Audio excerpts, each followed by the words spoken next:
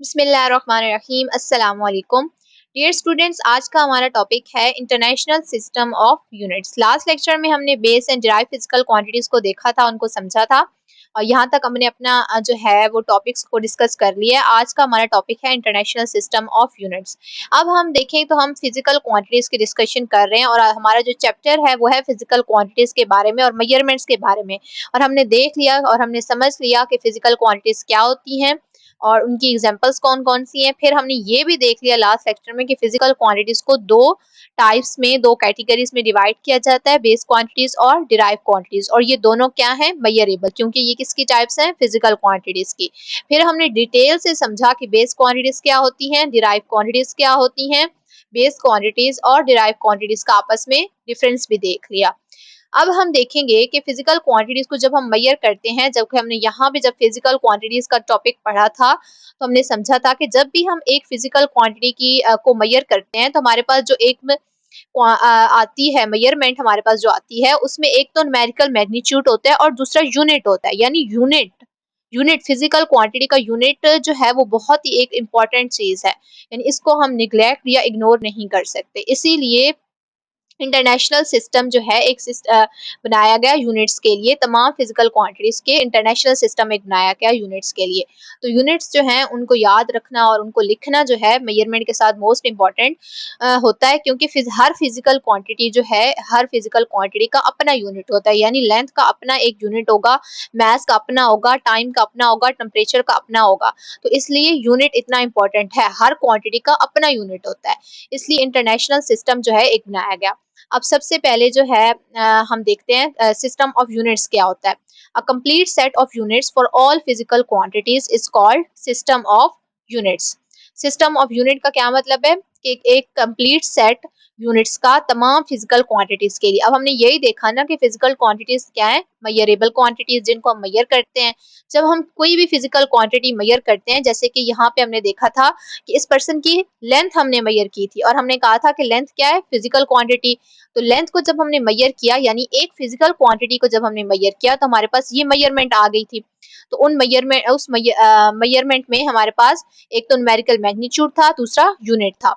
तो a complete set of units, यानी complete set किसका? यूनिट्स का, तमाम फिजिकल क्वांटिटीज के लिए। तो उसको क्या कहते हैं? System of units. ये सिस्टम ऑफ यूनिट्स की क्या है? डेफिनेशन है। यानी सिस्टम ऑफ यूनिट्स की आपसे डेफिनेशन पूछी जाए कि what is the system of units, तो आपने ये लिखना है कि एक कंप्लीट सेट, पूरा का पूरा एक कंप्लीट सेट तमाम फिजिकल क्वांटिटीज के लिए, लेंथ, मास, टाइम, टेम्परेचर और जितनी भी फिजिकल क्वांटिटीज हैं, बेस क्वांटिटीज हैं चाहे वो, या डिराइव क्वांटिटीज हैं। ठीक है, दोनों की बात हो रही है। फिजिकल क्वांटिटीज की टर्म है तो मतलब इसमें दोनों आ रही हैं, बेस क्वांटिटीज भी आ रही हैं और डिराइव क्वांटिटीज भी आ रही हैं। तो दोनों के लिए सेट ऑफ यूनिट्स, यानी दोनों के लिए यूनिट्स का सेट क्या है? System of units. The international system अब क्या है? The international system of unit is termed as system international, abbreviated as SI. यानी इसको हम एसआई यूनिट्स भी कहते हैं और ये इंटरनेशनल सिस्टम है, यानी world wide. A short form of French name System International, और ये किसकी शॉर्ट फॉर्म है? एक फ्रेंच नेम सिस्टम इंटरनेशनल दी यूनिट्स की, which means international system of units, जिसका मतलब क्या है? International system of units. यानी ये एक इंटरनेशनल सिस्टम ऑफ यूनिट्स है, पूरी जो है वर्ल्ड वाइड, पूरी दुनिया में इसको एक्सेप्ट किया है। ठीक है, ये यूनिट्स जो हैं, जो दिए गए हैं, जो बताए गए हैं, तो पूरी दुनिया में इन चीज के लिए, लेंथ के लिए मीटर का यूनिट जो है इस्तेमाल किया जाएगा, मैथ्स के लिए केजी का यूनिट इस्तेमाल किया जाएगा, पूरी दुनिया में चाहे जहां भी आप चले जाए। तो ये इंटरनेशनल सिस्टम है और ये क्या है? इसको हम एसआई यूनिट्स भी कहते हैं। जहां पे भी एसआई यूनिट्स लिखा होगा तो उसका मतलब यही होगा कि इंटरनेशनल सिस्टम ऑफ यूनिट्स। तो इसकी इंपॉर्टेंस भी देख लेते हैं। पहले तो हमने ये देखा कि इंटरनेशनल सिस्टम ऑफ यूनिट्स है क्या, यानी उसकी डेफिनेशन थोड़ी सी हमने देखी कि सिस्टम ऑफ यूनिट्स क्या होता है। ठीक है, फिर हमने ये देखा कि इंटरनेशनल सिस्टम ऑफ यूनिट्स को हम एसआई भी टर्म्ड कहते हैं या लिखते हैं हम एसआई भी। फिर उसके बाद हमें इसकी ज़रूरत क्यों पड़ी कि हमने जो है वर्ल्ड वाइड इंटरनेशनल सिस्टम जो है यूनिट्स का बनाने की, हमें इसकी इंपॉर्टेंस क्या है और उसकी ज़रूरत क्या है। अब ये जो है, ये वाली heading importance and need of SI units, ये आप देख लें। ठीक है, ये पॉइंट्स भी नोट कर लें, स्क्रीनशॉट ले लें बेशक, और इनको आपने अपनी वर्डिंग में भी आप लिख सकते हैं जब आप समझ लेंगे, या फिर इनको आप याद भी कर सकते हैं जब आपसे ये पूछा जाए क्वेश्चन में कि what is the international system of units and write its importance and why we need SI units, यानी ये भी आपसे पूछा जा सकता है ना कि why we need SI units, हमें एसआई यूनिट्स की जरूरत पड़ी ही क्यों, हमें एक इंटरनेशनल सिस्टम बनाने की यूनिट्स के लिए जो कि फिजिकल क्वांटिटीज को मेजर करने के लिए हमें एक यूनिट भी होता है ना, चाहिए होता है, तो उस यूनिट के लिए हमें एक इंटरनेशनल सिस्टम की जरूरत क्यों पड़ी, तो उसकी इंपॉर्टेंस में आप ये पॉइंट्स लिख सकते हैं। पहला क्या है, SI units provide a standardized system of measurement used world wide, यानी एक एक ये क्या प्रोवाइड करता है, पूरा एक स्टैंडर्डाइज्ड सिस्टम प्रोवाइड करता है मेजरमेंट के लिए, जो कि वर्ल्ड वाइड यूज किया जाता है, पूरी दुनिया में यूज किया जाता है। जहां अब यहाँ पाकिस्तान में हम कह रहे हैं कि लेंथ के लिए मीटर का यूनिट है, ठीक है, तो हाँ पूरी दुनिया में कहीं भी आप चले जाए बाहर, तो वहां पे भी ये जो है सिस्टम, इसी सिस्टम को अडॉप्ट किया जाएगा। They help in ensuring uniformity and consistency in scientific, industrial and daily life measurements, यानी ये हमें हेल्प करता है कि in ensuring uniformity and consistent scientific, यानी कि साइंटिफिक, इंडस्ट्रियल और डेली लाइफ की जो मेजरमेंट्स हैं उसमें कंसिस्टेंसी और यूनिफॉर्मिटी को ये इंश्योर करता है। Eliminates confusion used by using different unit systems in different countries, यानी सबसे इंपॉर्टेंट जो है इसका क्या है पॉइंट का, ये है कि ये जो है कंफ्यूजन को खत्म करता है, एलिमिनेट रिमूव करता है कंफ्यूजन को, जो कि अगर हमारे जो है हर कंट्री का अपना एक सिस्टम होता है यूनिट्स का, ठीक है, हम लोग लेंथ के लिए मीटर का यूनिट यूज करते हैं, तो बाहर के जो ममालिक हैं अमेरिका में या फिर कहीं और, तो वो कोई और यूनिट यूज करते, उसी लेंथ के लिए सेम क्वांटिटी के लिए कोई और यूनिट यूज कर रहे होते, यानी हर कंट्री का अपना एक सिस्टम होता, तो इससे कंफ्यूजन क्रिएट हो सकती थी। इसीलिए पूरी दुनिया में वर्ल्ड वाइड एक ही इंटरनेशनल सिस्टम बना दिया गया कि हर क्वांटिटी के लिए उसे एक यूनिट दे दिया गया और फिर वर्ल्ड वाइड उसी को एक्सेप्ट किया गया। Makes communication of data across Nations and scientific communities easier, अब इससे ये भी एक हेल्प हुई कि अब ये भी एक आसानी हुई कि बाहर जो है दूसरी नेशंस में और कम्युनिटीज में कम्युनिकेशन ऑफ डाटा, मतलब डाटा को पहुंचाने के लिए या फिर बताने के लिए, तो उसके लिए भी ये हेल्पफुल है कि बाकी जो है नेशंस, और अगर हमारा अपना अपना एक सिस्टम होता हर कंट्री का अपना, तो दूसरे कंट्री के लिए उसको समझना मुश्किल होता कि ये किस चीज का यूनिट लिखा हुआ है, इसका क्या मतलब है। तो अब वर्ल्ड वाइड सिस्टम है, तो मतलब इसमें लैंग्वेज का कोई इशू नहीं होगा, दूसरी नेशंस है अगर वो हमारी जो है लैंग्वेज को नहीं समझ रही, तो उन्हें फिर भी समझ आ जाएगी इस चीज की कि ये यूनिट लिखा हुआ है तो ये किस चीज के लिए, इसलिए ये वर्ल्ड वाइड अडॉप्ट किया गया।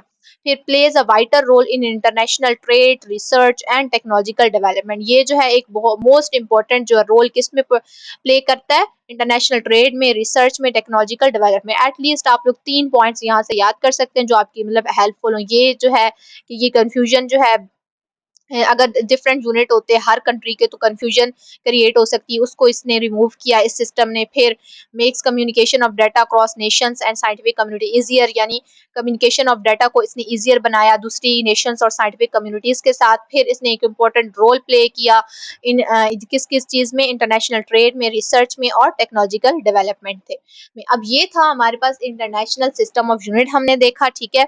यहाँ पे ये वाली जो हेडिंग है ना, ये आपकी बुक पे जो लिखी हुई है ये वाली, इंटरनेशनल सिस्टम ऑफ यूनिट्स, यानी फिजिकल क्वांटिटी को मेजर करने के लिए जो यूनिट्स इस्तेमाल होते हैं उनका एक इंटरनेशनल सिस्टम, यानी वर्ल्ड वाइड बनाया गया एक सिस्टम, ठीक है। तो उसकी डेफिनेशन और इम्पोर्टेंस ये जो मैंने आपको बताई है, यहाँ पे ये इम्पोर्टेंस आपने स्क्रीनशॉट ले लें या लिख लें, ठीक है, ये इम्पोर्टेंस है इसकी। जैसा क्वेश्चन आपसे आएगा उसी टाइप का आपने फिर आंसर लिखना है। डेफिनेशन अगर आपसे पूछी जाती है या इंपॉर्टेंस या फिर नीड पूछी जाती है, हमें जरूरत क्या है, नीड में भी आप वही इंपॉर्टेंस लिखेंगे और इंपॉर्टेंस में भी वही वाली हेडिंग में जो 3 या 4 पॉइंट्स आप लिख देंगे नंबरिंग के जितने आपके मार्क्स होंगे ना उसके अकॉर्डिंग। फिर उसके आगे जो है हमारे पास जैसे जैसे कि हमने फिजिकल क्वांटिटीज को देखा, फिजिकल क्वांटिटीज जो हैं उसकी 2 टाइप्स और कैटेगरीज थी, बेस क्वांटिटीज और डिराइव क्वांटिटीज, और दोनों ही मेजरेबल हैं, ठीक है। बेस क्वांटिटीज भी मेजरेबल हैं और डिराइव क्वांटिटीज भी मेजरेबल हैं। अब फिजिकल क्वांटिटीज जैसे 2 कैटेगरीज में डिवाइड हो रही हैं, इसी तरह हमारे पास ये जो यूनिट्स हैं ये भी 2 होंगे। एक होगा ये वाला system international SI based units, और दूसरा होगा इंटरनेशनल डिराइव्ड यूनिट्स, यानी बेस क्वांटिटीज के लिए अपने जो यूनिट्स होंगे, ठीक है। बेस क्वांटिटीज भी मेजरेबल है, डिराइव क्वांटिटीज भी मेजरेबल है। हमने डिटेल से इन्हें डिस्कस किया कि बेस क्वांटिटीज क्या है, डिराइव क्वांटिटीज क्या है, इन दोनों में डिफरेंस है, ठीक है। तो बेस क्वांटिटीज के लिए जो यूनिट्स यूज होंगे, ठीक है, उनको हम क्या कह रहे हैं, सिस्टम इंटरनेशनल यानी SI बेस्ड यूनिट्स, ठीक है, वो भी वर्ल्ड वाइड है, इंटरनेशनल है, यानी पूरी दुनिया में ये यूनिट्स इस्तेमाल होंगे। ये नहीं कि हर कंट्री के, हमारे कंट्री में इस्तेमाल हो रहे हैं तो बाहर नहीं होंगे, ये इंटरनेशनल सिस्टम है, पूरा वर्ल्ड वाइड यूज होगा। और दूसरा है डिराइव क्वांटिटीज। अब डिराइव क्वांटिटीज जो कि बेस क्वांटिटीज से निकली हुई हैं, उनके लिए भी जो यूनिट होंगे तो उनको क्या कह रहे हैं हम, system international SI derived units, ठीक है। अब डिराइव यूनिट्स हैं, डिराइव क्वांटिटीज हैं या बेस क्वांटिटीज हैं, दोनों ही क्या है, मेजरेबल। और जब हम किसी भी और हैं ही फिजिकल क्वांटिटीज, ठीक है, तो फिजिकल क्वांटिटी की जब हम मेजरमेंट करते हैं तो हमारे पास यूनिट भी लगाना जरूरी होता है, इसलिए बेस क्वांटिटीज के लिए उनके अलग से बेस यूनिट्स बताए गए और डिराइव क्वांटिटीज के लिए उनके अलग से डिराइव यूनिट्स बताए गए। अब इनकी डिस्कशन हम कर लेते हैं। सबसे पहले हमारे पास है system international SI base units. सबसे पहले डेफिनेशन देखते हैं। डेफिनेशन की हेडिंग हमारे पास है बेस यूनिट्स यानी बेस क्वांटिटीज वाले जो यूनिट है, जो बेस क्वांटिटीज के हैं। अब सिस्टम इंटरनेशनल बनाया गया सारी फिजिकल क्वांटिटीज के लिए, जैसे हमने इसकी डेफिनेशन में देखा, यहाँ पे बताया गया ना कि complete set of units for all physical quantities, तमाम फिजिकल क्वांटिटीज के लिए। अब तमाम फिजिकल क्वांटिटीज का क्या मतलब है, उसमें बेस क्वांटिटीज भी आ रही हैं और डिराइव क्वांटिटीज भी आ रही हैं। तो अब हम किसकी डिस्कशन कर रहे हैं, बेस वाली की। तो बेस यूनिट्स, बेस क्वांटिटीज के लिए जो यूनिट्स होंगे उनको क्या कहेंगे, बेस यूनिट्स। बेस क्वांटिटीज के लिए जो होंगे, base units are the fundamental units. जैसे बेस क्वांटिटी क्या थी, फंडामेंटल थी, बेसिक थी, ठीक है, तो इसी तरह क्या है, उसके यूनिट्स भी क्या है, fundamental units for measuring basic physical quantities. वही बात कि बेस फिजिकल क्वांटिटीज को मेजर करने के लिए बेस यूनिट्स इस्तेमाल किए जाते हैं in the SI international system में। These are 7 standard units. जैसे बेस क्वांटिटीज कितनी थी, 7 थी, तो इसी तरह इनके यूनिट्स भी क्या है, 7 है। हर क्वांटिटी के लिए अपना अलग यूनिट। तो 7 क्वांटिटीज है बेस क्वांटिटीज, तो हर के लिए अपना अपना जब हम देखेंगे तो 7 यूनिट्स बन जाएंगे। दैट आर इंडिपेंडेंट, बिल्कुल उसी तरह जैसे जैसे बेस क्वांटिटी इंडिपेंडेंट थी, ठीक है, वो किसी और से मिलकर या डिवाइड होके मल्टीप्लाई होके या किसी और फिजिकल क्वांटिटी से नहीं बनी थी बेस क्वांटिटी जब हमने डिस्कस की थी। इसी तरह उसका जो यूनिट है वो भी क्या है, इंडिपेंडेंट है and can not be derive from other units. और किसी और यूनिट से, जैसे वो किसी और क्वांटिटी से नहीं बनी थी बेस जो है फिजिकल क्वांटिटी, इसी तरह उसका जो यूनिट है वो किसी और यूनिट से नहीं बना हुआ। सेम है, बस थोड़ी सी है कि उसका यूनिट के बारे में बात हो रही है, बिल्कुल वैसे ही। की पॉइंट्स इसके क्या हैं, these units are internationally accepted. ये जो यूनिट्स हैं ये वाले बेस जो है base units, SI base units, ये क्या है, इंटरनेशनली एक्सेप्टेड यानी वर्ल्ड वाइड एंड स्टैंडर्डाइज्ड है। Each base unit is defined precisely to ensure accurate and repeatable measurements। यानी हर जो है एक बेस यूनिट वो डिफाइन किया गया है, बहुत ही एक्यूरेटली और प्रिसाइजली जो है डिफाइन किया गया है to ensure accurate and repeatable measurements, यानी इस चीज को इंश्योर करने के लिए कि हमारे पास जो मेजरमेंट्स आए वो एक्यूरेट हों और रिपीटेबल हों।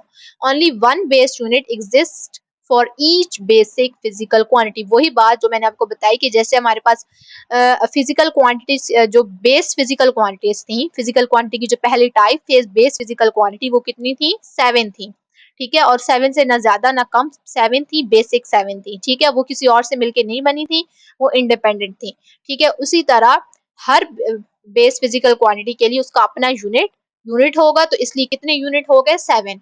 तो इसलिए यहाँ पे यही बताया जा रहा है कि only one base unit exist for each base physical quantity, यानी एक जो है ओनली एक जो है बेस यूनिट वो एक ही क्वांटिटी के लिए एग्जिस्ट करेगा। ये नहीं हो सकता कि हमारे पास यहाँ पे जैसे लिस्ट बताई गई है, ये physical quantities, basic physical quantities की list of SI based units. यहाँ पे ये वाली जो क्वांटिटीज हैं ये क्या है, बेस क्वांटिटीज। जैसे मैंने आपको बताया था, आपने याद करनी है, 7 है, length, mass, time, electric current, temperature, amount of substance और इंटेंसिटी।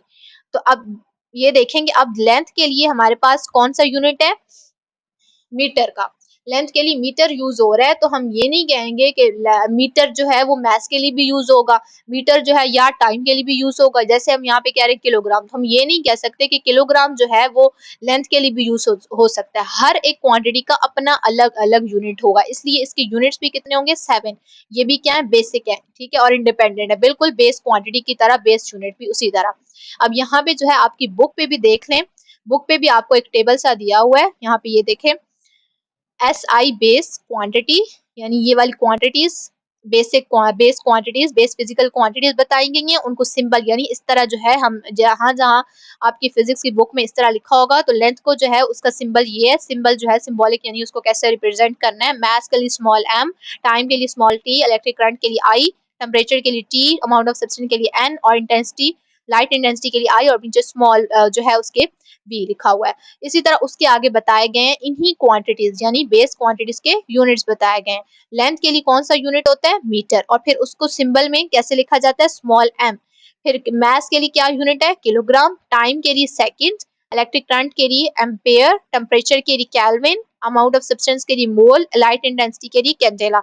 और ये भी याद रखेंगे आप लोग को ये यूनिट्स याद रखने पड़ेंगे जब आप न्यूमेरिकल करेंगे तो जो चीज आपसे मेजर करने के लिए या फिर जो है फार्मूला वगैरह आप जब लगा लेंगे और एंड पे जो रिजल्ट आएगा तो आपको पता होगा कि आपने क्या चीज फाइंड की है। अगर जब आपने लेंथ फाइंड की है और आपने उसके साथ केजी का यूनिट लगा दिए तो आपका वहां से नंबर कट जाएंगे।